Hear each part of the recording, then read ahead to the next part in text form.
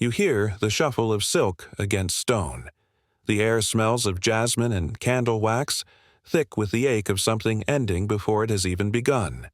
You walk barefoot down a corridor so long it seems to lead out of time itself, and you know that beyond the next door, your name will no longer belong to you. Before we step through those crimson gates together, take a moment to join this journey across centuries. If stories like these, the hidden lives behind the golden screens, speak to your curiosity, consider subscribing and letting me know where you're watching from. It's extraordinary that, from so many corners of the modern world, we can gather here to resurrect the voices history tried to silence. Now, let's return to that corridor and to the girl whose footsteps echo through it still. In the year 1713, the Forbidden City was not silent. It breathed. Courtyards murmured with the rustle of brocade, the low hum of eunuchs reciting lists, and the faint clatter of porcelain trays carrying warm ginseng soup. Yet in the inner court, where the emperor's harem lived in gilded confinement, every sound carried meaning. The scrape of a sandal might signal impatience. The pause before a bow could suggest defiance. Even the rhythm of breathing was observed. The newly selected concubines entered through what was called the Hall of Peaceful Births, an irony not lost on the women who passed through it. They came from noble families and impoverished households alike, chosen for beauty, for luck, or sometimes merely for their resemblance to a dead empress. They were taught to walk without sound, to smile without showing teeth, and to speak in tones so soft that even the walls would struggle to remember their words. One chronicler, a palace eunuch named Lu Fang, left behind a rare account in his secret diary, later smuggled out during the fall of the Qing. "They are not women," he wrote. "They are mirrors. Each reflects the emperor's mood. Each learns to fade when the light shifts. The training began the moment they arrived. A senior attendant would demonstrate how to bow so low that the forehead nearly touched the cold floor. Remember," she would whisper, "your body must move like water, never like wind. Wind can rebel. Water yields." The young women watched her arms flow like ribbons as she illustrated how to face the emperor without ever turning her back. To fail even once was to invite suspicion, and in a world where suspicion was death, perfection became survival. The harem's hierarchy was a living organism, shifting with every rumor. At its top stood the empress, the mother of the nation, yet even she trembled before the emperor's silence. Below her were the consorts, the noble ladies, and finally the concubines, numbered, categorized, and renamed according to rank. Their given names were stripped away, replaced by titles that reduced them to function. In official records, they were referred to as persons of service.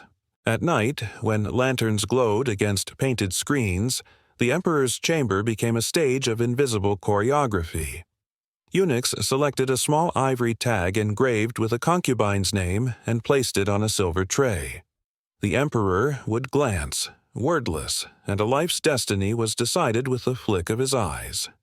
The chosen woman was bathed, perfumed, and wrapped in ceremonial silk.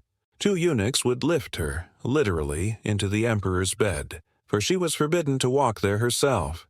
It was said that her feet must never touch the imperial bedding, for the Son of Heaven could not share the ground with mortals.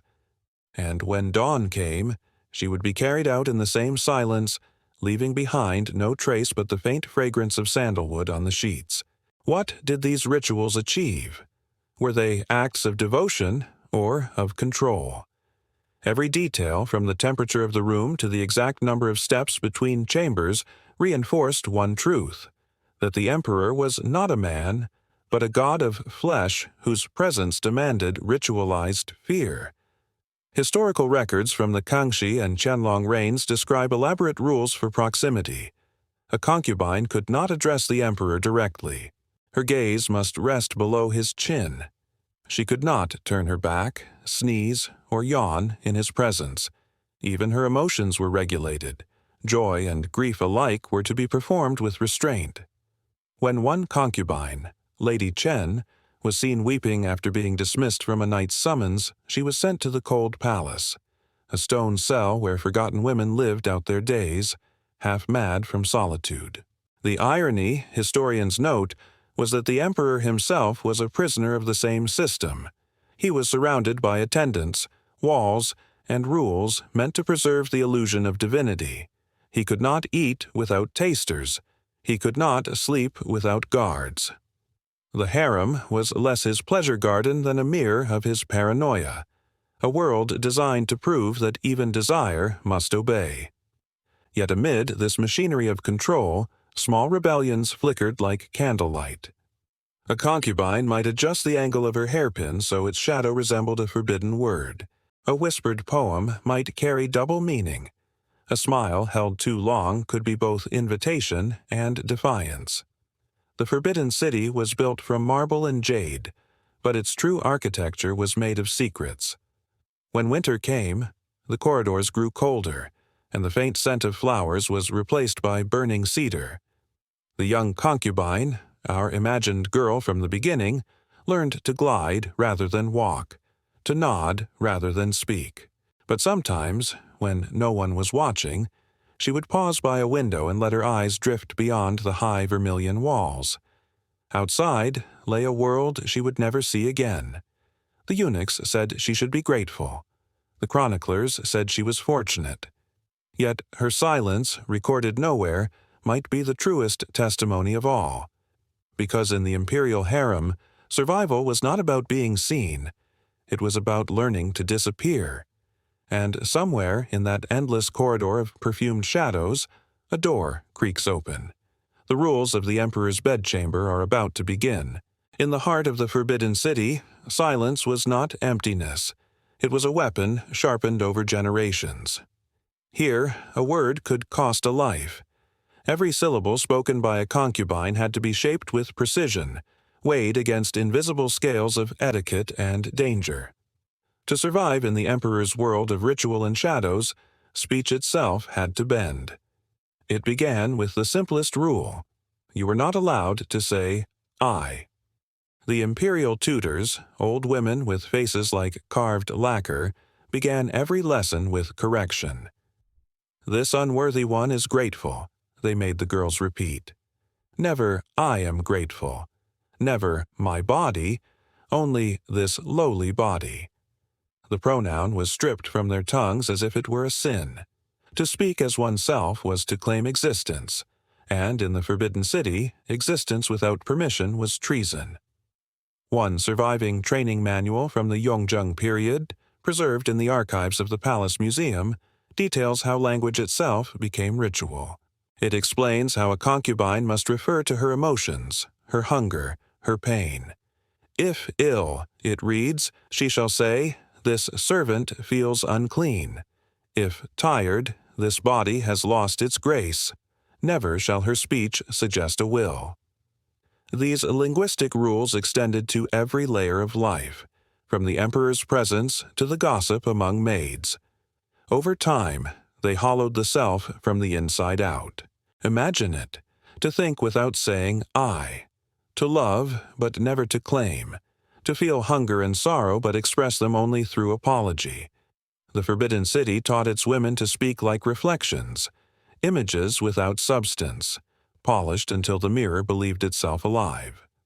Records from the court of Empress Dowager Xiaosheng show that the emperor himself demanded such speech, not out of cruelty alone, but out of superstition. The Son of Heaven was to be untouched by mortal desire. To use personal language before him was to imply equality, to risk collapsing the divine barrier that held the empire together. The emperor's identity depended on their erasure. Among the harem's ranks, the most skilled speakers were often the most dangerous. There was one, Consort Hui, remembered in both rumor and verse. She was said to have a voice that could make a decree sound like a lullaby. Her command of tone and formality made her indispensable. She could soothe the emperor's anger with a single, well-placed word, but her power was fragile, built upon her ability to speak as though she were not speaking at all. An entry in a eunuch's log records an incident in 1738. During an evening meal, the emperor asked consort Hui whether she missed her family. She paused too long before answering. Then, softly, she said, "This worthless one has no family outside these walls." The emperor nodded, satisfied. But that night, she wept into her sleeves, not because she missed her home, but because she realized the truth in her own words. The language had remade her. This was the genius of imperial control. It did not always break bodies. It rewrote minds. Each forbidden word became a locked door. Over time, even thoughts were forced to kneel. A concubine could no longer think, "I want," without guilt. Even her dreams spoke in the voice of servitude. Linguists studying Qing-era documents have found entire registers of vocabulary used exclusively within the harem. Diminutive terms for self, honorifics for the emperor that blurred the line between man and divinity. The words belong, choose, and freedom appear nowhere. Instead, the recurring verbs are offer, present, and endure. It was a language without rebellion, until whispers began to twist it. In secret, some concubines used coded metaphors to speak of their suffering. One might write in embroidery, stitching a lotus half closed to mean sorrow or defiance. Another might use the tone of a poem to veil her longing for escape.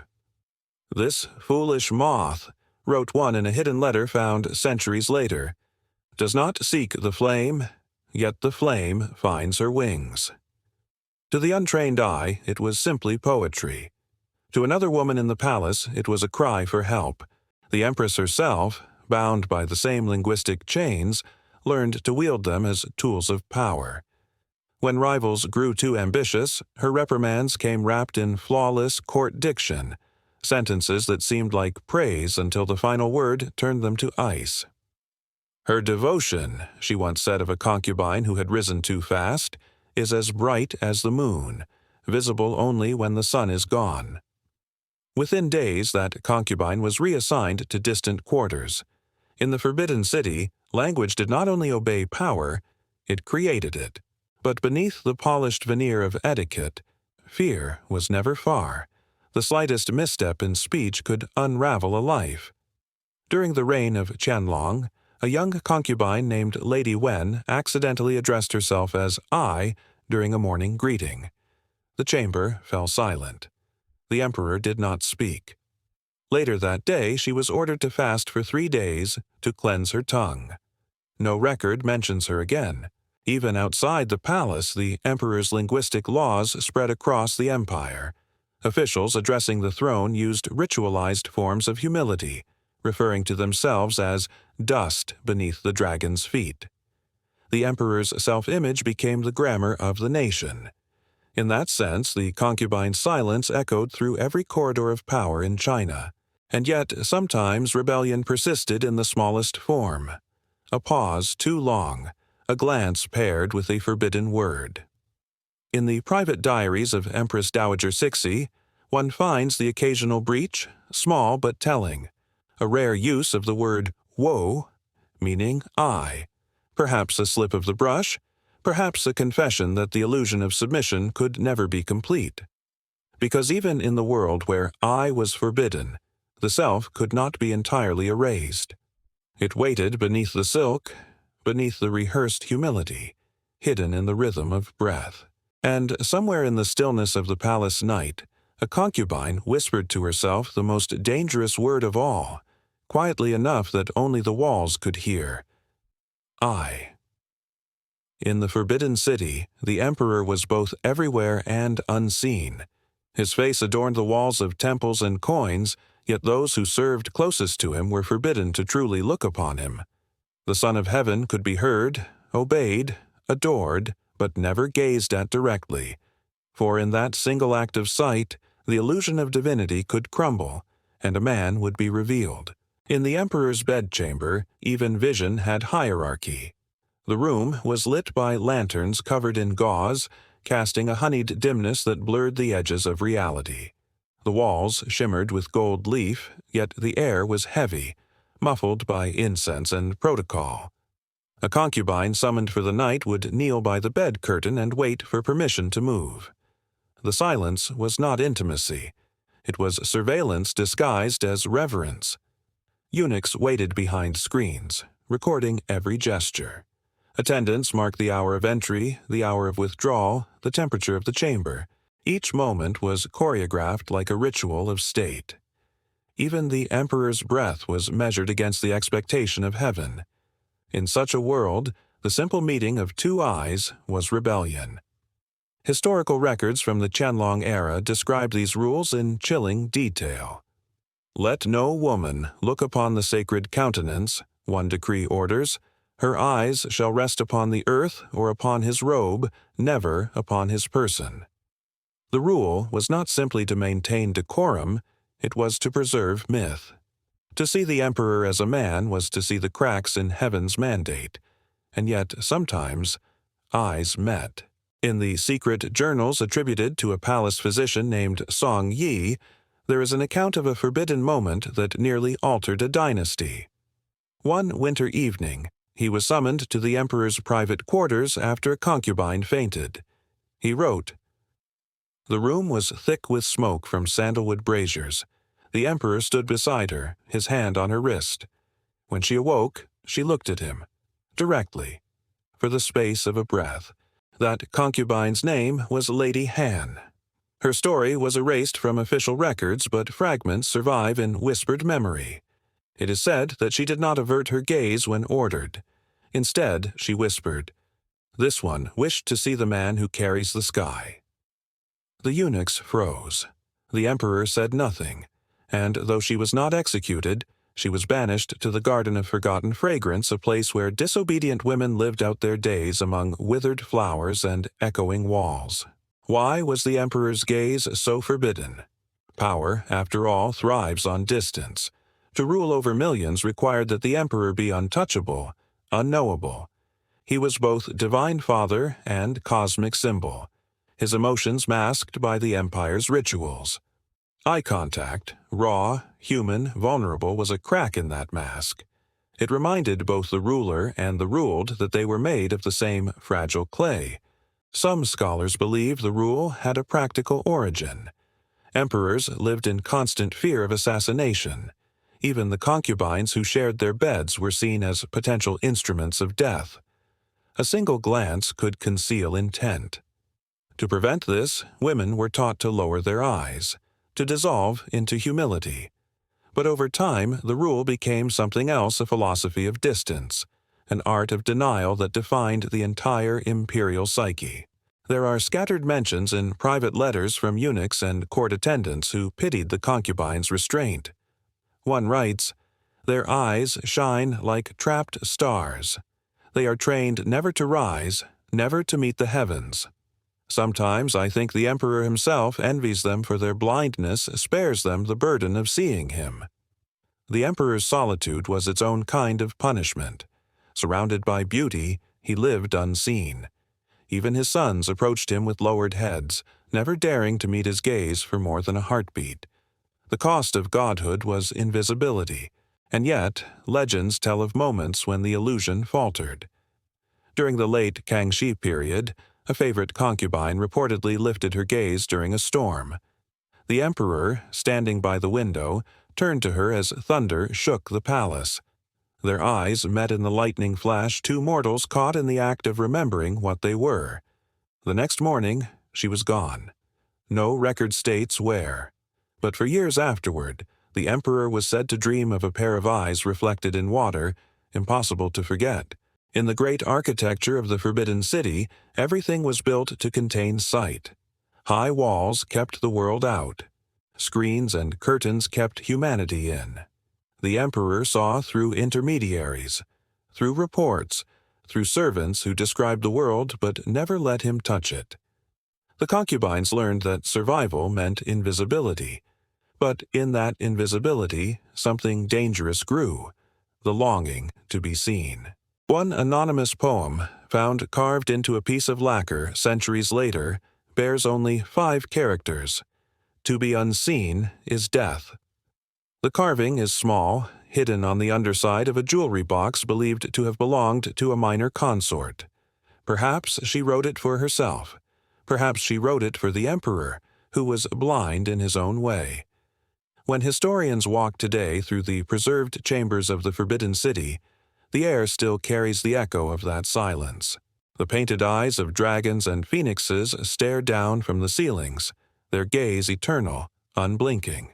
But the eyes that once filled those rooms, human eyes, trembling with fear, love, and forbidden defiance, are long gone. Still, one question lingers like incense in the cold air. In a world where sight was sin, what did it mean to truly see? Because once in the empire of shadows, a concubine lifted her head. And in that stolen moment, the Son of Heaven became a man.